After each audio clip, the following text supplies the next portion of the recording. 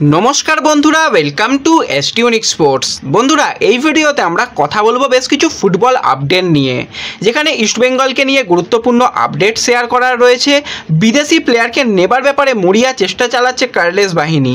তো কীরকম কি আপডেট বেরিয়ে আসছে সমস্ত নিয়েই কিন্তু আমরা আলোচনা করব একটু এই ভিডিওতে। তাই ভিডিওটা শুরু থেকে শেষ পর্যন্ত দেখার অনুরোধ করলাম। আর ভিডিও ভালো লাগলে ভিডিওতে সকলে একটা করে লাইক করে 500 লাইকের টার্গেট আমাদের পূর্ণ করে দিও।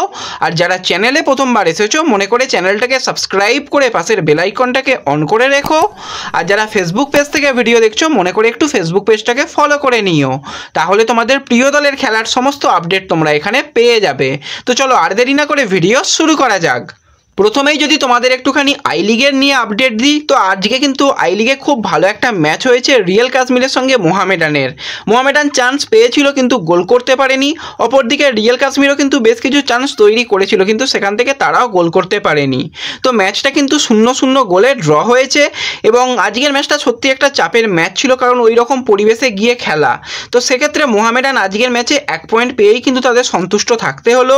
তো শ্রীনিধির ম্যাচ রয়েছে চার্চিলের সঙ্গে, সেই ম্যাচটা যদি শ্রীনিধি কোনোভাবে পয়েন্ট নষ্ট করে মোহামেডান কিন্তু অনেকটা অ্যাডভান্টেজ পজিশনে থাকবে। অন্য দলেদের থেকে কিন্তু যথেষ্ট অ্যাডভান্টেজে রয়েছে, তবুও কিন্তু শ্রীনিধি আর চার্চিলের ম্যাচের উপর কিন্তু আমাদের নজর থাকবে সেই ম্যাচটা কীরকম হয়। সেই ম্যাচে যদি কোনোভাবে পয়েন্ট নষ্ট করে শ্রীনিধি, তাহলে কিন্তু আমরা মোহামেডানকে এক প্রকার চ্যাম্পিয়ন হিসাবে ধরে নিতে পারবো। তবুও শেষ পর্যন্ত লড়াইটা আমাদের দেখতে হবে, তারা কোথায় গিয়ে শেষ করে আর কতটা পয়েন্ট তারা বেশি পায়। তো খুবই ভালো লাগছে মোহামেডানের জন্য আজকের ম্যাচে 1 পয়েন্টও কিন্তু যথেষ্ট আত্মবিশ্বাস বাড়াবে পরবর্তী সময়ে। তো এরপর যদি আমরা সরাসরি ইস্ট বেঙ্গলকে নিয়ে চলে আসি, বেশ কিছু গুরুত্বপূর্ণ আপডেট তোমাদের সঙ্গে শেয়ার করার রয়েছে। বেশ কিছুদিন আগে একটা প্লেয়ারের সঙ্গে ইস্ট বেঙ্গলের স্ট্রং লিঙ্ক আপ তৈরি হয়েছিল, সেটা হচ্ছে 23 বছর বয়সী বাঙালি গোলকিপার সামিক মিত্র, যে কিন্তু বর্তমানে চেন্নাই এফসি দলের সঙ্গে এই সিজনেই তার কন্ট্রাক্টটা রয়েছে, তারপর ফ্রি প্লেয়ার হয়ে যাবে। ইস্ট বেঙ্গল চেষ্টা করছিল তাকে সেকেন্ড চয়েস গোলকিপার হিসাবে, কারণ first choice goalkeeper Prabhsukhan Singh Gill রয়েছে, কোনো রকম অসুবিধা নেই। তো সামিকের কাছে সেই অফারটাই গিয়েছিল সেকেন্ড চয়েস হিসাবে, কিন্তু সামিক মিত্রা সে নিজে চাইছে না কখনোই সেকেন্ড চয়েস গোলকিপার হতে, সেও চাইছে ফার্স্ট চয়েস গোলকিপার হয়ে যে কোনো দলে খেলতে এবং ফ্রি প্লেয়ার হয়ে যাচ্ছে। চেন্নাইও কিন্তু তাকে কন্ট্রাক্ট এক্সটেনশনের অফার রীতিমতন করেছে। এছাড়া কিন্তু কেরালা ব্লাস্টার্স তারা কিন্তু ফার্স্ট চয়েস গোলকিপার হিসাবে সামিক মিত্রাকে চাইছে, একটা বাঙালি ব্রিগেড তৈরি করতে চাইছে, যেরকম প্রীতম পবির রয়েছে সেই সঙ্গে সঙ্গে সামিক মিত্রাকেও চাইছে।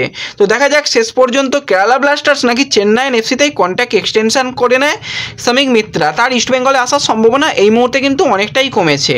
এবার ইস্ট বেঙ্গল কিন্তু সেকেন্ড চয়েস গোলকিপারের সন্ধানে রয়েছে, তাদের হাতেই কিন্তু প্লেয়ার রয়েছে। সেই প্লেয়ারও কিন্তু একজন বাঙালি প্লেয়ার, 23 বছর বয়সী ভারতীয় গোলকিপার আদিত্য পাত্র, যার সাথে কিন্তু এই সিজনেই কন্ট্রাক্ট শেষ হয়ে যাচ্ছে।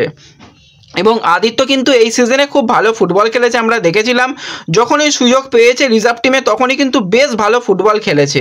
এবং আদিত্য কিছুদিন আগে ইস্ট বেঙ্গলের সোশ্যাল মিডিয়াতেই একটা পোস্ট করা হয়, আদিত্য সে নিজে জানিয়েছে যে আমি কেরিয়ারের একটা খুব খারাপ সময় চলছিলাম, সেখানে কিন্তু আমাকে ইস্ট বেঙ্গল সুযোগ দিয়েছে, গেম টাইম পেয়েছি, তার পরবর্তী সময় সিনিয়র দলে ডাক পেয়েছি, আমি এখানে এসে অনেক ভালো লাগছে এবং আমি এখানে খেলাটাকে কন্টিনিউ করতে চাই।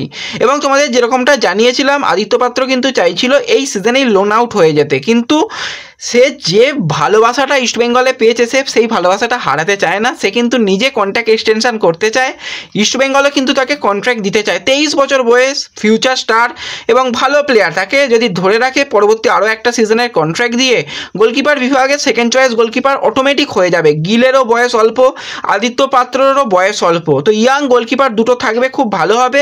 আরও একটা যদি এক্সপিরিয়েন্স গোলকিপার নেওয়া যায় ভালো, তা না হলে কিন্তু জুলফিকার গাজী বা রনিত কিন্তু তৈরি হচ্ছে, তাদেরও আমরা পরবর্তী সময় লালু হলুদের জার্সি গায়ে দেখবো, তারা কিন্তু ফিউচার প্রোডাক্ট।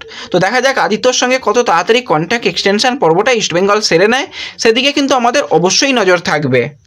এরপরে আরও একটা প্লেয়ারকে নিয়ে তোমাদের সঙ্গে কথা বলবো। বেশ কিছুদিন আগেই তোমাদের জানিয়েছিলাম 31 বছর বয়সী গ্রিসের সেন্টার ফরওয়ার্ডের প্লেয়ার ডিমিট্রিয়স ডায়মন্টকোস নেক্সট সিজনে কিন্তু সে কোনোভাবেই কেরালা দলে থাকবে না। এবার তাকে নেবার ব্যাপারে ইস্ট বেঙ্গল কিন্তু প্রথম থেকেই চেষ্টা করছে।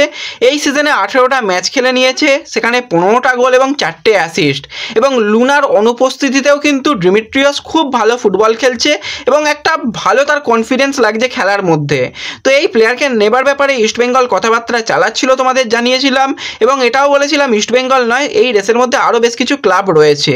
এবার তার কাছে রীতিমতন ইস্টবেঙ্গলের কাছ থেকে অফার গেছে এবং তাকে নেবার ব্যাপারে ইস্টবেঙ্গল যেরকম চেষ্টা করছিল সেই সঙ্গে সঙ্গে মুম্বাই সিটি এফসির একটা খুব ভালো অফার রয়েছে।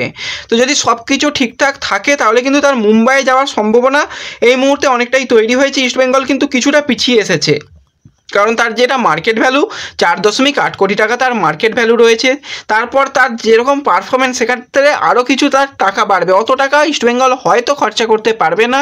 ইস্টবেঙ্গল কিন্তু আইএসএলেরই এক্সপিরিয়েন্স প্লেয়ার বা আইএসএলে খেলা ভালো প্লেয়ারের সঙ্গে কথাবার্তা বলবে শোনা যাচ্ছে। তো সেক্ষেত্রে এই ডিলটা হওয়ার সম্ভাবনা কিছুটা কমেছে। এবার কোচ নিজে চেয়েছে, এবার দেখা যাক ম্যানেজমেন্ট শেষ পর্যন্ত চেষ্টা করুক, এখনও হাতে অনেক সময় রয়েছে, এর মধ্যে অনেক কিছু ঘটতে পারে। যদি একটা প্রি কন্ট্রাক্টও তাকে অফার দেওয়া যায় সেটা কিন্তু একটা ভালো অফার হবে।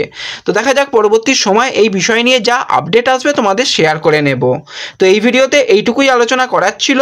ভিডিও ভালো লাগলে ভিডিওতে লাইক করে দিও, চ্যানেলে প্রথমবার এলে মনে করে চ্যানেলটাকে সাবস্ক্রাইব করে দিও, ফেসবুক পেজ থেকে ভিডিও দেখলে ফেসবুক পেজটাকে একটু ফলো করে নিও এবং ভিডিও একটু সকলের সঙ্গে শেয়ার করে দিও। তো দেখা হচ্ছে পরবর্তী ভিডিওতে। ধন্যবাদ।